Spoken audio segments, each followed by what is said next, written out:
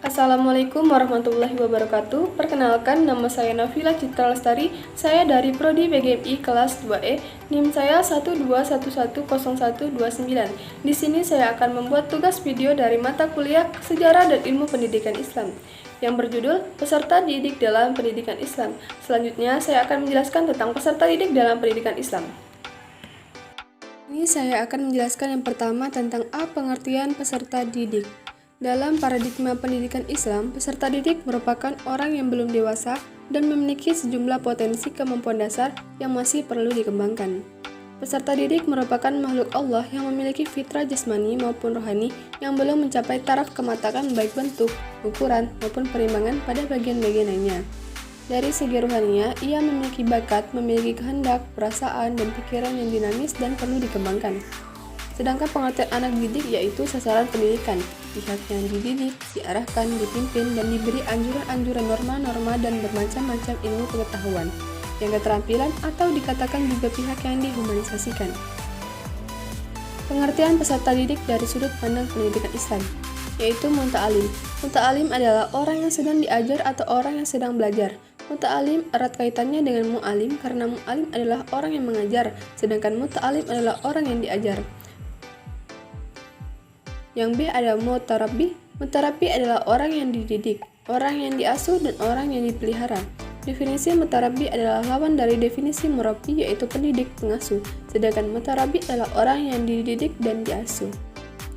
Muta'adib. Muta'adib adalah orang yang diberi tata cara sopan santun atau orang yang dididik untuk menjadi orang yang baik dan berbudi. Muta'adib juga berasal dari mu'adib yang artinya mendidik dalam hal tingkah laku peserta didik. Jadi, muta'adib adalah orang yang diberi pendidikan tentang tingkah laku. Selanjutnya ada B. Tugas dan tanggung jawab peserta didik.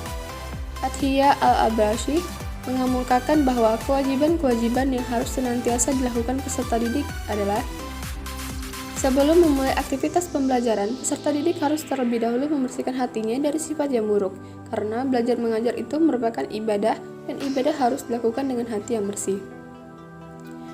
Kedua, peserta didik belajar harus dengan maksud mengisi jiwanya dengan berbagai keutamaan untuk mendekatkan diri kepada Allah.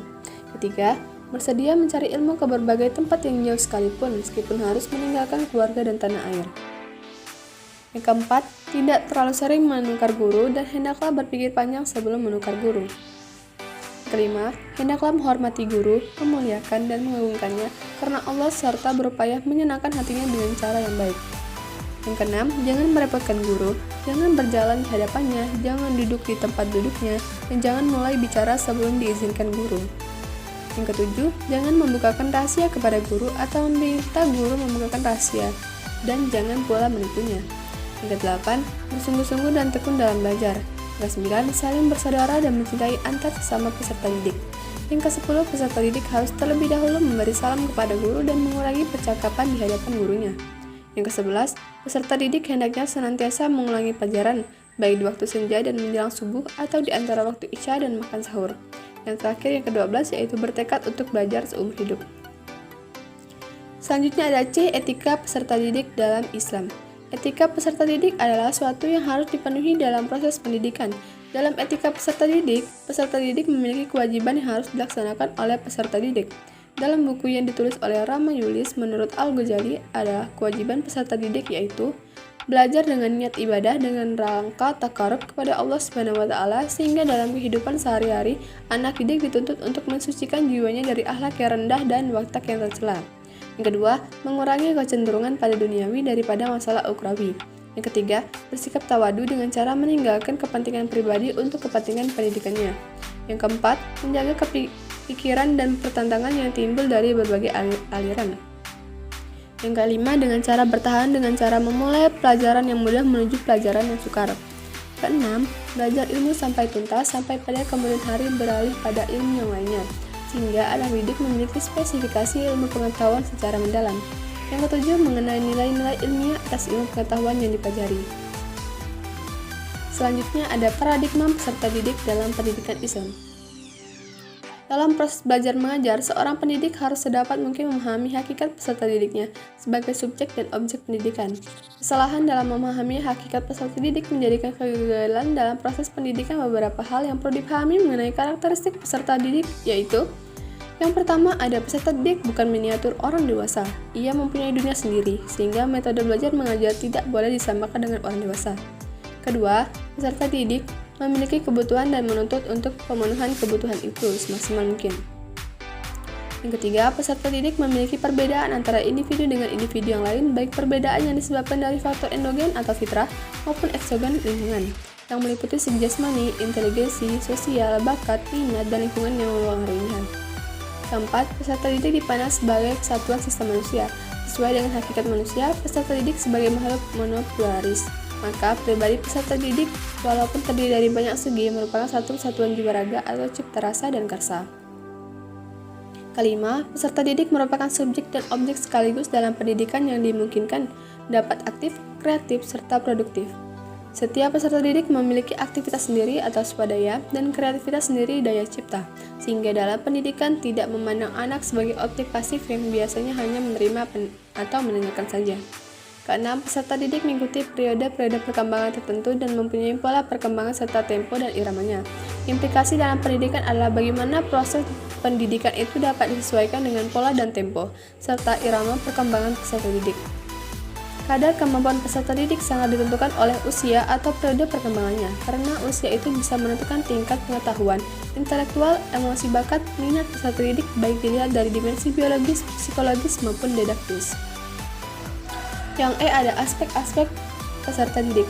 Ada beberapa aspek peserta didik yang harus diperhatikan dalam pendidikan Islam, diantaranya: 1. Potensi peserta didik yang harus diaktualisasikan, yaitu A. Hidayah wudaniyah, yaitu potensi yang berwujud insting atau naluri yang melekat dan langsung berfungsi pada saat manusia dilahirkan di muka bumi ini. Yang B. Ada hidayah hisiyah, yaitu potensi berupa kemampuan indrawi sebagai penyempurnaan hidayah pertama. Yang C. Hidayah akliyah, yaitu potensi akal sebagai penyempurnaan dari kedua hidayah di atas, sehingga memiliki kemampuan berpikir dan berkreasi menemukan ilmu pengetahuan. Yang D. Ada hidayah diniyah, yaitu petunjuk agama berupa keterangan tentang hal-hal yang menyangkut keyakinan dan aturan perbuatan yang tertulis dalam Al-Quran dan Sunnah. Yang E. Ada hidayah taufiq, yaitu hidayah khusus yang diharapkan diberikan Allah petunjuk yang lurus berupa hidayah dan taufik agar manusia selalu berada dalam an Allah. Yang kedua, kebutuhan peserta didik, baik kebutuhan jasmani atau primer, seperti makanan, minuman, dan sebagainya. Kebutuhan rohani atau sekunder yang meliputi kebutuhan kasih sayang, akan rasa aman, akan rasa harga diri, rasa bebas, sukses, dan kebutuhan akan sesuatu kekuatan pembimbingan atau pengendalian diri manusia. F. Unsur-unsur peserta didik. Siswa dipandang sebagai anak yang aktif, bukan pasif yang hanya menanti guru untuk memenuhi otaknya dengan berbagai informasi.